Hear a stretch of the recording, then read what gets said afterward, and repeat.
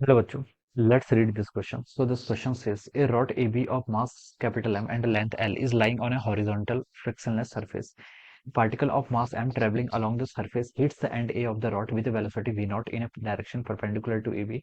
The collision is elastic. After the collision, the particles comes to the rest. Okay, आपको देखिए इसके corresponding यहाँ पर 3 questions पूछे गए हैं 3 part में. Alright, so let's start this question. So we can write down the key concept of this question.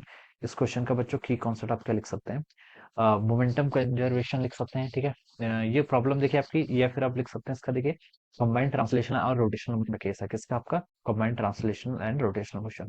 तो आप सीटीआरएम लिख लीजिए। क्या लिख लीजिए? सीटीआरएम। सीटीआरएम का मतलब हो गया combined translational and rotational motion, ठीक है। अब देखिए बच्चों, फ्रिक्स एक रॉड है AB of mass M and length L is lying on a horizontal frictionless surface, ठीक है। ये मान लीजिए आपकी कोई रॉड है एबी, ठीक है। This is the rod AB. ये आपकी ए बी रॉड है, ऑलराइट। ये ए एंड है, दिस इज बी एंड, और ये इसका पी है, यानी कि इसका सेंटर मान लीजिए, ठीक है। ओ बोल देते हैं, चलिए इसको ओ बोल देते हैं। O is the centre, alright. ये रेड रॉड ए बी जिसका मास एम है, लेंथ है, ठीक है। इसके डायमेंशन यहाँ पर क्वेश्चन में गिवन कर रखे हैं। Is lying on a horizontal frictionless surface. A particle of mass small m travelling along the surface hits the end A of the rod, ठीक है। एक पार्टिकल है, ठीक है, with a velocity v nought, ठीक है। एक पार्टिकल मान लीजिए ये है, ऑलराइट। इसका मास आपका स्मॉल एम है, it has initial velocity v nought in this direction, alright. ये क्या कर रहा है बच्चों? उसके यहाँ पर से हिट करता है, ठीक है। इसको यहाँ से हिट करता है in direction perpendicular to A B. The collision is elastic. Collision क्या? इलास्टिक है। After the collision the particles comes to the rest. Collision के बाद पार्टिकल क्या जाता है? रेस्ट पर आता है। तो आपसे देखिए यहाँ पर 3 पार्ट क्वेश्चन पूछे गए हैं, ठीक है। बच्चों देखिए इस क्वेश्चन को हम स्टार्ट करते हैं। तो देखिए बच्चों, इनिशियली हम क्या बता सकते हैं? अगर मैं इसको सिस्टम मान लेता हूँ, स्मॉल एम पार्टिकल और कैपिटल एम रॉड दोनों को क्या मान लेता हूँ? सिस्टम कंसिडर कर लेता हूँ, ठीक है। तो देखिए बच्चों, अगर इसको मैं टोटल सिस्टम कंसिडर कर लूँ तो मैं बता सकता हूँ कि इस सिस्टम पर एक्सटर्नल फोर्स तो कोई एक्ट नहीं कर रहा है, ठीक है। अगर इन दोनों को ही सिस्टम मान लो, ठीक है, तो इसमें बोल सकता हूँ कि नेट एक्सटर्नल फोर्स क्या हो जाएगा? आपका जीरो के इक्वल हो जाएगा। एक्सटर्नल फोर्स अगर जीरो के इक्वल हो गया तो आप क्या कर सकते हैं? मोमेंटम कंजर्वेशन का यूज कर सकते हैं। और मोमेंटम कंजर्वेशन से बता सकते हैं, देखिए बच्चों, इनिशियल मोमेंटम क्या होगा? इनिशियली ये पार्टिकल आपका मूव कर रहा था, मास एम है, वेलोसिटी वी नॉट है, ठीक है। रॉड आपकी इनिशियल रेस्ट पे है, तो इसका इनिशियल मोमेंटम क्या होगा? जीरो के इक्वल होगा, ठीक है। फाइनली मान लीजिए आपकी स्ट्राइक करने के बाद ये रॉड क्या करती है? आपकी मूव करने लग जाती है विद सम वेलोसिटी वी, ठीक है। ये आफ्टर कॉलिजन वाली सिचुएशन है, ठीक है। आफ्टर कॉलिजन ये रॉड आपकी मूव करने लग जाती है, और पार्टिकल तो देखिए रेस्ट पर आगे क्वेश्चन बोला गया। After the collision the particle come to the rest. Particle क्या होता है? रेस्ट पे जाता है। और कॉलिजन आपका इलास्टिक है, ठीक है। तो बाद में आपका हो जाएगा रॉड आपका, देखिए पार्टिकल रेस्ट पे जाएगा तो उसका मोमेंटम जीरो। रॉड का मास एम है, इसकी वेलोसिटी वी के इक्वल हो जाएगी। तो आप यहाँ से ऐसे लिख सकते हैं, वेलोसिटी किसी भी इंस्टेंट पर देखिए हो जाएगा आपका m v nought divided by कितना हो जाएगा? आपका कैपिटल एम, ठीक है। तो ये बच्चों क्या आ जाएगी? This is the velocity. ये आपकी क्या होगी? यहाँ से वेलोसिटी हो जाएगी, ठीक है। तो ये आपके यहाँ से वेलोसिटी आ गई।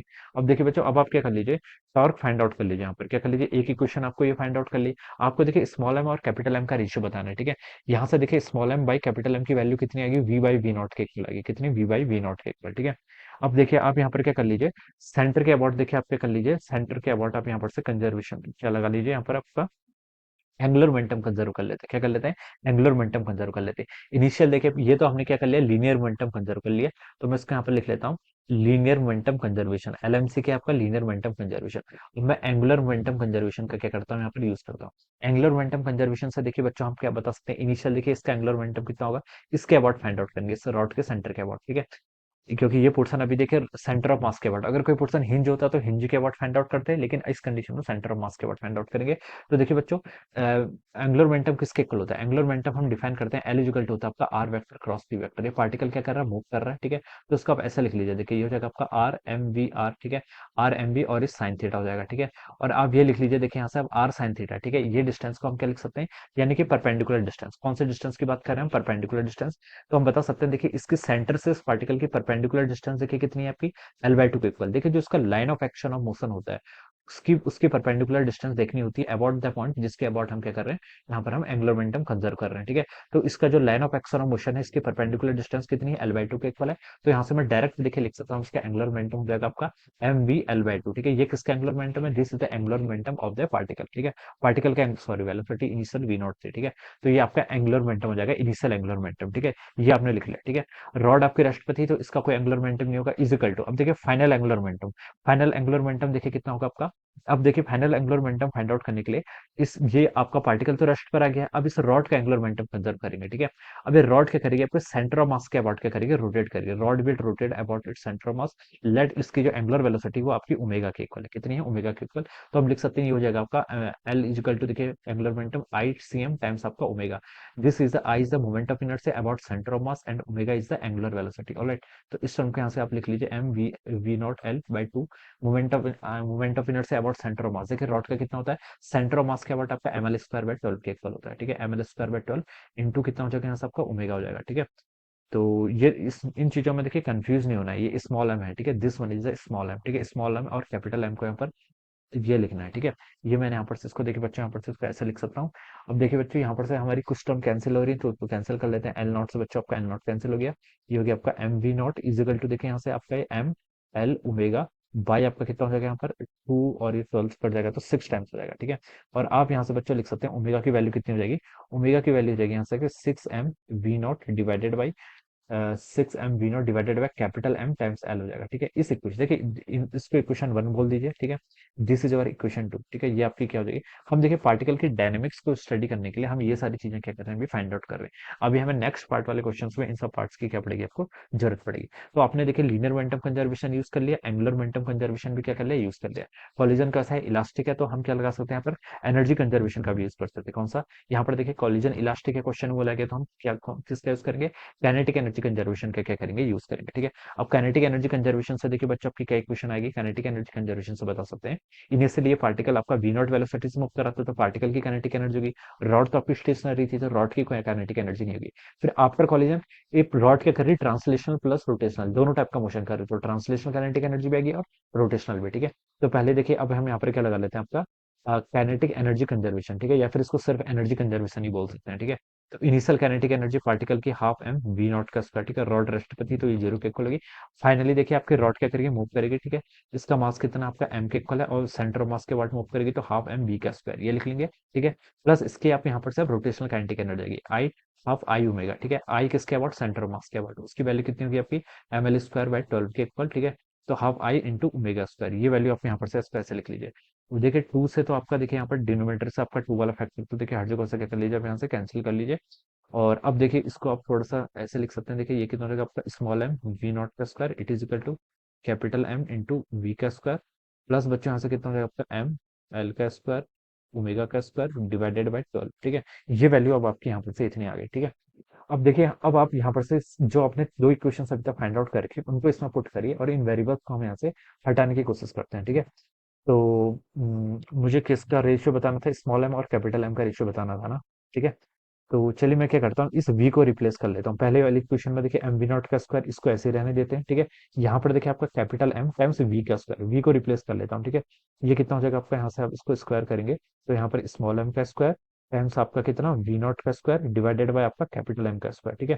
प्लस आपका देखिए यहाँ पर से देखिए आप ये एम एल स्क्वायर बाय 12, ये क्वेश्चन ये वेरिएबल्स तो हमें क्वेश्चन में गिवन है, तो इनको हटाने की जरूरत नहीं।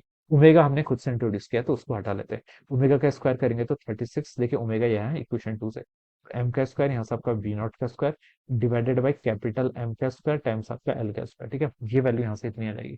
अब देखिए बच्चों कुछ टर्म यहाँ से कैंसिल हो रही है, इसको देख लेते हैं। ये आपका एम वी नॉट का स्क्वायर और कैपिटल एम से देखिए यहाँ पर एक ये कैंसिल हो जाएगा, तो आपका स्मॉल एम का स्क्वायर वी नॉट का स्क्वायर डिवाइडेड बाय आपका कैपिटल एम प्लस आपका देखिए बच्चों यहाँ से एल स्क्वायर से बच्चों देखिए एल स्क्वायर वाली टर्म कैंसिल होगी, एम से बच्चों आपका एक स्मॉल एम ये टर्म कैंसिल हो जाएगी, 12 से इसको करेंगे आपका 3 टाइम्स, तो ये हो जाएगा आपका 3 टाइम्स आपका स्मॉल एम का स्क्वायर और वी नॉट का स्क्वायर डिवाइडेड बाय आपका कैपिटल एम, ठीक है। राइट साइड को देखिए ऐड कर लीजिए, ठीक है। तो ये आपका 3 + 1 कितना हो जाएगा, 4 के इक्वल हो जाएगा ना, तो 4 स्मॉल एम का स्क्वायर वी नॉट का स्क्वायर डिवाइडेड बाय आपका कैपिटल है, ठीक है। और यहाँ से ये आपके किसके इक्वल है, लेफ्ट साइड में देखिए आपका एम वी नॉट स्क्वायर था, ठीक है। तो देखिए यहाँ से वी नॉट का स्क्वायर से तो वी नॉट का स्क्वायर कैंसिल हो गया, एक एम से बच्चों एक एम यहाँ पर कैंसिल हो जाएगा। इसको आप थोड़ा सिंप्लीफाइड करके फिर क्या लिख सकते हैं, देखिए स्मॉल एम डिवाइडेड बाय आपका कैपिटल एम, इसकी वैल्यू बच्चों यहाँ से फिर 1/4 के इक्वल आ जाएगी, कितनी 1/4, ठीक है। तो देखिए पहले पार्ट में हमसे ये पूछा था ratio of the small m by capital m, ठीक है, तो ये कितना आ गया आपका 1/4 के इक्वल, ठीक है। तो बच्चों देखिए पहले पार्ट का आंसर आपने कैलकुलेट कर लिया, अब देखिए आगे नेक्स्ट पार्ट में मूव करते हैं। क्वेश्चन देखिए थोड़ा सा लेंदी है लेकिन कैलकुलेशन ईजी है, ठीक है। कॉन्सेप्ट ईजी है, बस थोड़ा सा क्वेश्चन लेंदी है, ठीक है, कैलकुलेशन है थोड़ी सी, ठीक है। बी पार्ट है बोल रखा है कि a point P on the rod is at rest immediately after the collision. Find the distance AP. AP distance को कैलकुलेट करना है, ठीक है, इमीडिएटली आफ्टर द कॉलिजन। मान लीजिए बच्चों ये पॉइंट P आपका यहाँ पर ये है, ये पॉइंट आपका रेस्ट पे है। सेंटर से बच्चों उसकी डिस्टेंस मान लीजिए मैंने कितनी मान ली, यहाँ पर x मान ली, ठीक है, x मान ली। अब ये पार्टिकल देखिए, आप ये पॉइंट क्या आपका रेस्ट पे, रेस्ट पे देखिए आफ्टर कॉलिजन इसके पास देखिए रोटेशनल मोशन भी होगा, और क्या होगा आपका रोटेशनल मोशन और ट्रांसलेशन मोशन दोनों होगा, ठीक है। और ट्रांसलेशन मोशन से इसकी वेलोसिटी कितनी आ रही है बच्चों, यहाँ से v के इक्वल आएगी, कितनी आएगी, v के इक्वल हो जाएगी, ठीक है। और आपके बता सकते हैं देखिए, और ओमेगा क्रॉस एक्स अगर हम करें तो ठीक है, उसके कारण क्या आएगी, इसके यहाँ पर आपकी ओमेगा एक्स के ट्रांसलेशन के कारण तो वी आ रही है, ठीक है, लीनियर स्पीड। और रोटेशनल मोशन के कारण क्या आएगी, इसकी एंगुलर स्पीड, एंगुलर स्पीड वाले टर्म को देखिए हम क्या लिखते हैं, v is equal to omega x लिखते हैं, ठीक है। तो इसकी नेट वेलोसिटी जीरो के इक्वल है, क्वेश्चन में बोला गया ना कि इट विल बिकम्स रेस्ट, ठीक है। तो हम लिख सकते हैं देखिए v प्लस ओमेगा एक्स आपका जीरो के इक्वल हो जाएगा, ठीक है। ये यानी कि देखिए ये क्या, v linear speed, omega x की आपकी रोटेशनल के करस्पॉन्डिंग स्पीड, ठीक है, इन दोनों का समेशन आपका जीरो के इक्वल आएगा, क्योंकि पार्टिकल क्या आ गया आपका रेस्ट पर आ गया, ठीक है। ये बता सकते हैं। तो इसको देखिए बच्चों, अगर आप सॉल्व करेंगे तो x की वैल्यू यहाँ से आपकी माइनस वी बाई ओमेगा, ये आना ही था, माइनस तो आना ही था, क्योंकि देखिए यहाँ पर v की स्पीड डायरेक्शन भी इसी डायरेक्शन में आ रही है, और ओमेगा एक्स की डायरेक्शन भी देखिए, अगर आप right hand thumb rule use करेंगे, ठीक है, ओमेगा जिस डायरेक्शन में है, देखिए किस direction, out of the screen, अपना क्या कर लीजिए, फिंगर सर्क लीजिए राइट हैंड का, ठीक है, उसको फिर उसको कर्ल करो किसकी तरफ, पी पॉइंट की तरफ। तो देखिए आपका थंब v की तरफ ही लाई कर रहा है, तो इसका मतलब ये पॉइंट आपका दोनों ऐड हो रहे हैं, तो ये पॉइंट आपका यहाँ नहीं होना चाहिए, लगभग यहाँ का ही होना चाहिए। ये माइनस साइन ने हमें बता दिया कि एक्स नेगेटिव का मतलब ये पॉइंट आपका ऊपर की साइड का लाई करेगा, ठीक है। तो चलिए अभी हम बाय प्रोसीजर ही कर रहे हैं, तो उसको इतना लिख सकते हैं, ठीक है, अदरवाइज हम इसको डायरेक्ट भी लिख सकते थे। और वी और ओमेगा देखिए बच्चों आपने कैलकुलेट कर रखा है, वी देखिए कितना है, यहाँ से इक्वेशन वन से लिख लीजिए, एम स्मॉल एम टाइम्स आपका v nought divided by capital m, ठीक है, माइनस साइन तो ऐसे रह गए, डिवाइडेड बाई ओमेगा, ओमेगा देखिए कितना हो जाएगा, 6m v nought divided by capital m times L, ठीक है। स्मॉल एम वी नॉट से स्मॉल एम वी नॉट यहाँ पर ये कैंसिल हो जाएगा, एम से बच्चों यहाँ पर आपका एम कैंसिल हो जाएगा, और इसकी वैल्यू आपकी माइनस एल बाई सिक्स जितनी आ गई, ठीक है। तो ये एक्स की वैल्यू बच्चों कितनी आ गई, यहाँ से आपकी एल बाई सिक्स हो जाएगी, एल बाई सिक्स में बच्चों minus L by six, minus L by six का मतलब है कि ये पॉइंट आपका ऊपर लाई करेगा, ठीक है। हमसे क्वेश्चन पूछा था कि a point P on the radio find the distance AP, यानी कि ए से उसकी डिस्टेंस बतानी है, ठीक है। तो ये देखिए डिस्टेंस हो जाएगी यहाँ पर आपका, मैं इसको देखिए यहाँ पर ड्रॉ कर लेता हूँ, यहाँ पर वाला पॉइंट क्या होगा आपका, रेस्ट पर आएगा। और ये देखिए कितने होगी इसकी, ये डिस्टेंस आपने एल बाई सिक्स कैलकुलेट कर ली, हमें बतानी कि ए से डिस्टेंस, ठीक है। तो ये तो आपका नीचे वाला पॉइंट एज्यूम किया आपने, तो टोटल लेंथ एल थी, तो ये डिस्टेंस एल बाई टू, तो इन दोनों को ऐड करेंगे तो ये इसकी टोटल डिस्टेंस आएगी। तो L by two plus L by six, ठीक है बच्चों, इन दोनों को ऐड कर लीजिए, तो L by two plus L by six करेंगे तो बच्चों कितना आएगा, इसको देखिए एल बाई टू को हम थ्री एल बाई सिक्स लिख सकते हैं, ठीक है, three L by six plus L by six, four L by six, four L by six को मैं टू एल बाई थ्री लिख सकता हूँ, ठीक है। तो two L by three distance from the bottom, ठीक है, बॉटम से ट्वेल्व बाई थ्री डिस्टेंस वाला जो पॉइंट होगा वो क्या होगा आपका, रेस्ट पर होगा। इसको अब आप यहाँ पर से ऐसे लिख सकते हैं, ठीक है। तो दो पार्ट बच्चों इस क्वेश्चन के आपके सॉल्व। अब देखिए हम थर्ड पार्ट पे आते हैं। सी पार्ट है, बोला कि find the linear speed of the point P at a time, point P की हमें लीनियर स्पीड बतानी है at a time pi L by three v nought after the collision, ठीक है, लीनियर स्पीड बतानी है इसकी, हमें क्या बतानी है, जस्ट लीनियर स्पीड, ठीक है। तो देखिए लीनियर स्पीड वी, वी देखिए किसके इक्वल है आपकी, वी देखिए आपने यहाँ पर कैलकुलेट किया हुआ है शायद, ठीक है, यहाँ से देखिए इक्वेशन वन से देखिए, small m by capital m की वैल्यू देखिए यहाँ से वन बाई फोर के इक्वल है, इसको पुट कर लो तो वी की वैल्यू बच्चे यहाँ से वी नॉट बाई फोर के इक्वल आ जाएगी, कितनी आएगी, वी नॉट बाई फोर के इक्वल, ठीक है। ओमेगा भी देखिए कैलकुलेट कर लीजिए, ओमेगा देखिए कितना आपका, ओमेगा आपका six m small m by capital m, ठीक है, इक्वेशन टू पे आ जा रहा हूँ मैं, ठीक है, यहाँ से वन बाई फोर लिख सकता हूँ, तो सिक्स बाई फोर आपका थ्री बाई टू हो जाएगा, तो three v nought by twelve के इक्वल हो जाएगा, ठीक है। बेसिक से कैलकुलेशन मैं डायरेक्ट लिख रहा हूँ, बट कैलकुलेशन काफी बेसिक है, ठीक है, तो इसको लिख सकते हैं, ठीक है। अब हमसे बोल रखा है देखिए आपको लीनियर स्पीड बतानी है at a time pi L by three v nought after the collision, ठीक है, कुछ टाइम बाद हमें इसकी डायनेमिक्स की बेसिकली हम क्या कर रहे हैं, स्टडी कर रहे हैं, ठीक है। तो देखिए बच्चों इस पॉइंट की तो आपकी ट्रांसलेशनल स्पीड भी होगी और रोटेशनल स्पीड भी होगी, क्या होगी, ट्रांसलेशनल और रोटेशनल आपकी दोनों स्पीड होगी, ठीक है। अब देखिए आप क्या कर लीजिए, कुछ टाइम बाद पहले आप देखिए एंगल ऑब्टेंड कर लीजिए, ये इसकी ये रॉड आपकी देखिए, ये pi L by three v nought time बाद ये रॉड आपकी कैसी पोजीशन पे होगी, तो उसके लिए हम इसका एंगुलर डिस्प्लेसमेंट देख लेते हैं। थीटा देखिए किसके इक्वल होता है, थीटा होता है ओमेगा टाइम्स टी के इक्वल, ठीक है। ओमेगा की वैल्यू बच्चों देखिए कितनी है, ओमेगा आपने कैलकुलेट कर रखा है देखिए three v nought by two L, ठीक है, इस इक्वेशन से मैं यूज कर रहा हूँ, ठीक है, अभी अभी कैलकुलेट किया इनटू टाइम, ठीक है, मैं देखना चाह रहा हूँ रॉड उस वक्त आपकी किस पोजीशन पे है, ठीक है। टाइम को यहाँ से पुट कर लेता हूँ, five L divided by three v nought, इतना टाइम मत बताना है, ठीक है। थ्री वी नॉट से बच्चों three v nought cancel, L से बच्चों एल कैंसिल, तो थीटा आपका पाई बाई टू आ गया, ठीक है। तो ये रॉड देखिए आपकी क्या करेगी, पाई बाई टू रोटेट कर देगी, यानी कि रॉड आपकी उस टाइम पर ऐसी हो जाएगी, this will be the rod, ये क्या होगी आपके यहाँ पर से ऐसे रॉड हो जाएगी, ठीक है। देखिए एक स्पीड तो उस पर लीनियर स्पीड, ये तो आपकी इस डायरेक्शन पे है, ठीक है। ये तो आप यहाँ पर से ऐसे लिख सकते हैं। ये आपकी ओमेगा एंगुलर वेलोसिटी से क्या कर रही है, रोटेट कर रही है। तो अब इसकी पोजीशन ऐसे हो जाएगी, पोजीशन बच्चों उसकी क्या होगी, ऐसी होगी, ठीक है।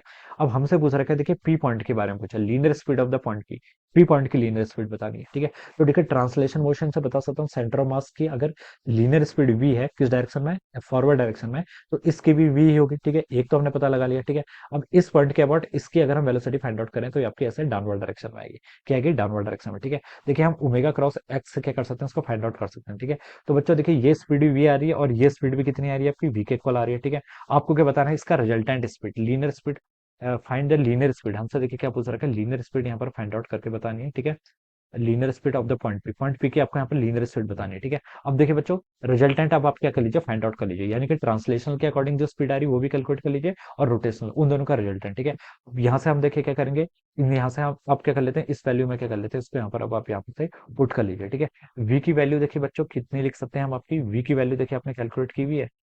वी यहाँ से देखिए आपका इसको पहले नेट फाइंड आउट कर ली, वी नेट को देखिए बच्चों में क्या लिख सकता हूँ, ये वी वेलोसिटी यहाँ पर है, ये वी वेलोसिटी यहाँ पर है।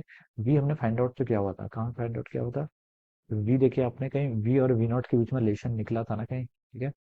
वी और वी नॉट के बीच में देखिए बच्चों आपका रिलेशन कहाँ पर आया आपका, इक्वेशन वन से आया, सॉरी यही है, देखिए इक्वेशन वन ही में तो है। एम बाई एम की वैल्यू कितनी थी, वी बाई फोर के इक्वल थी, ठीक है। यहाँ से आप इसको पुट कर लीजिए, तो वी की वैल्यू कितनी होगी यहाँ से आपकी, वी नॉट बाई फोर के इक्वल, ठीक है। बस इस रिलेशन को याद करना है, ठीक है। और देखिए वी नेट हो जाएगा, देखिए ये दो वेक्टर्स क्या है, एक दूसरे के परपेंडिकुलर है। परपेंडिकुलर का रिजल्टेंट कितना होता है, देखिए रूट टू वी के इक्वल होता है, ठीक है। डायरेक्ट रिजल्ट है, याद होना चाहिए आपको, ठीक है। या फिर आप इसको ऐसे लिख लीजिए, ए का स्क्वायर प्लस बी का स्क्वायर प्लस टू ए b cos theta under root के अंदर आएगा। तो ठीक है, ए और बी दोनों का मैग्नीट्यूड वी बी के इक्वल है, थीटा क्या है इन दोनों के बीच में 90, तो वो cos 90 वाली टर्म में कैंसिल हो जाएगी, तो वी का स्क्वायर प्लस वी का स्क्वायर टू वी का स्क्वायर अंडर रूट करेंगे तो रूट टू वी आ जाएगा, ठीक है। तो ये आपका वी नेट आ गया, और वी की वैल्यू आप यहाँ से क्या पुट कर लीजिए, वी नॉट बाई फोर के इक्वल। तो ये आपकी क्या आ जाएगी, this is the linear speed of the point P, ठीक है। ये आपने कैलकुलेट कर लिया, ठीक है। तो root two v nought by four के इक्वल, तो ये आपका सी पार्ट का भी आंसर हो जाएगा, ठीक है। तो इस तरीके से बच्चों हम क्या करेंगे, इस क्वेश्चन को आपका सॉल्व करेंगे, ठीक है। क्वेश्चन ईजी है, ठीक है, बट थोड़ी सी मैथमेटिक्स लार्ज है, ठीक है। तो बस हमें इन पॉइंट्स का ध्यान रखना है। So this is the answer. So I hope you all understood this concept. All the best and thank you so much.